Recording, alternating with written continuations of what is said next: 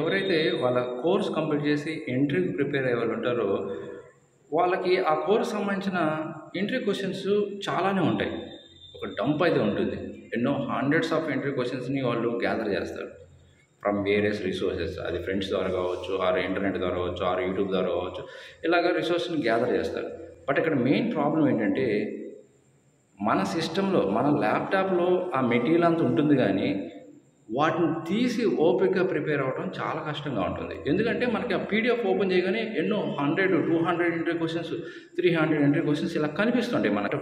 వాటిలో వేటిని ప్రిపేర్ అవ్వాలి, ఎక్కడి నుంచి ప్రిపేర్ అవ్వాలి, ఆ 2, 3 ఇంటర్వ్యూ క్వెషన్స్ చూడగానే మనకి టైర్డ్ అయిపోయే ఫీలింగ్ వస్తుంది. అండ్ వాళ్ళకి నేను ఒకటే చెప్తున్నా అండి, సొల్యూషన్ ఏంటంటే డైలీ ఒక టాపిక్ తీసుకోండి. దాంట్లోంచి ఒక 10 క్వెషన్స్‌ని, 10 టాస్క్‌ని తీసుకోండి.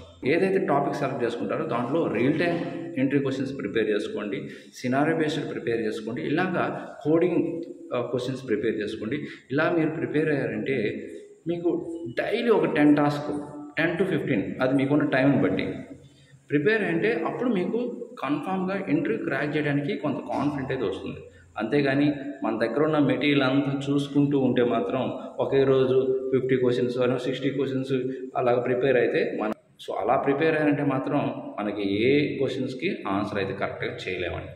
ఇంటర్వ్యూ టైంలో కూడా ఆ క్వెషన్స్‌కి ఆన్సర్ కరెక్ట్‌గా గుర్తు కూడా రాదు. సో అందుకే డైలీ ఒక 10-15 క్వెషన్స్, మీకు మహా ఎక్కువ టైం అంటే 20 ఇంటర్వ్యూ క్వెషన్స్ ప్రిపేర్ అవ్వండి. అండ్ కోడింగ్ కూడా ప్రాక్టీస్ చేయండి డెవలపర్స్ అయితే ఉన్నారు. సో మీకు ఇలాంటి మోర్ ఇన్ఫర్మేషన్, మోర్ వీడియోస్ కావాలంటే మన lucky tech zone YouTube channel follow అవ్వండి. అండ్ మీ ఫ్రెండ్స్ కూడా షేర్ చేయండి. So thank you for watching.